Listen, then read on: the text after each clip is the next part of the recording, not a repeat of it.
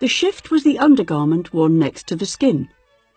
Made from linen, it was washable and protected the clothes from bodily moisture and the body from possibly harsh textiles being worn. It was not meant to be seen. No knickers were worn. Over-the-knee stockings, made from wool, cotton, silk, or a mixture of these yarns, were machine or hand-knitted. They were often decorated at the ankle with a woven design known as clogs.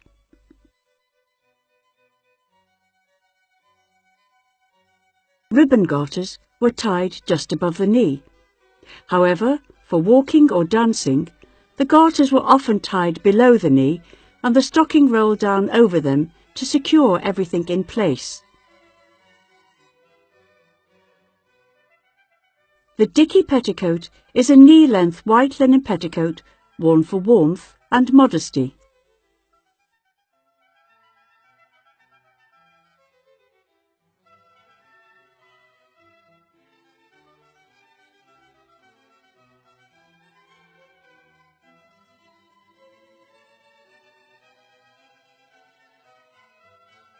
Stays were made from layers of linen and boned with strips of baleen. Some were left plain and others faced with decorative silk fabric.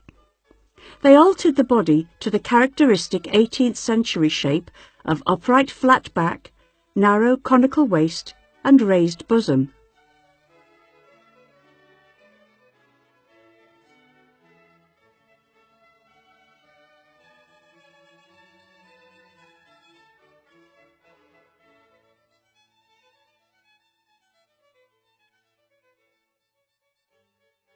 Pocket bags were worn at the hips and carried around the waist on a linen cord. Side openings in the skirts allowed access to them. They were made from plain or decorated fabric, embroidered, or, as in this example, made from a patchwork of pieced fabrics. It was possible to lose your pockets, however, if the ties came undone. Lucy Lockett lost her pocket, Kitty Fisher found it. Not a penny was there in it, only a ribbon round it.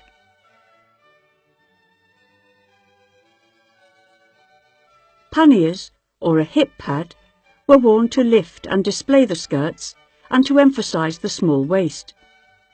The hip pad was a large roll tapering at the ends and tied around the waist.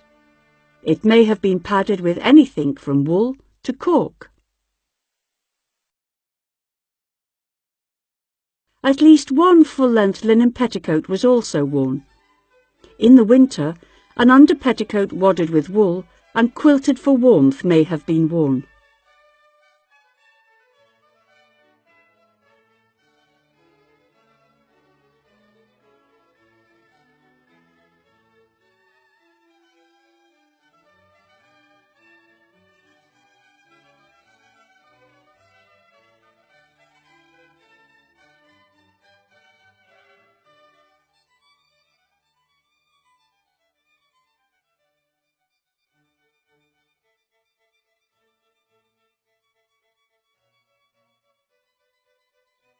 During the day, a linen or silk kerchief, or fichu, was worn over the bosom for warmth, modesty, and to protect from the sun. It could be worn tucked into the gown or worn over the shoulders, and sometimes it was crossed over the chest and tied at the back. The stomacher was a decorative panel of fabric that filled the centre front bodice of a gown. It could have been stiffened or just lined, and had 3 pairs of linen tabs at the side to help pin it to the stays beneath.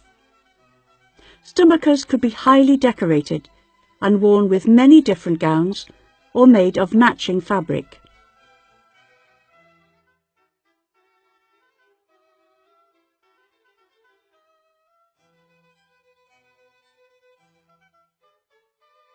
The gown petticoat could be made of contrasting fabric or to match the gown. It was lined with silk or linen and had side openings for pocket access. Elaborately quilted silk petticoats were often worn in colder weather.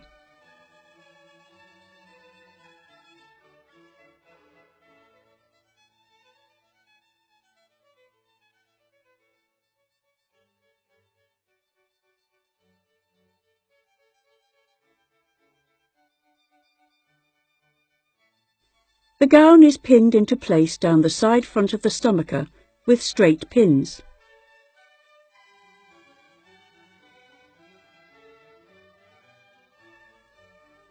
The maid's linen apron has a bib pinned into position, the origin of the term pinafore.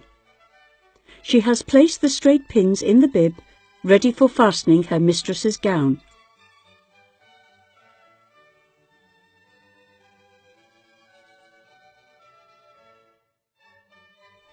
Ribbons beneath the gown skirts are tied together to raise the skirts into a polonaise puff.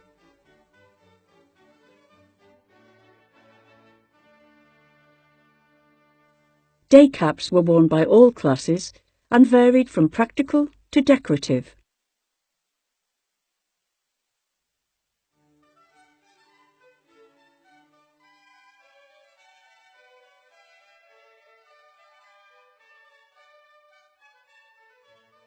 Finally, a delicate silk or embroidered muslin apron is added, which serves no purpose but to indicate the fine status of the individual wearing it. Conspicuous consumption.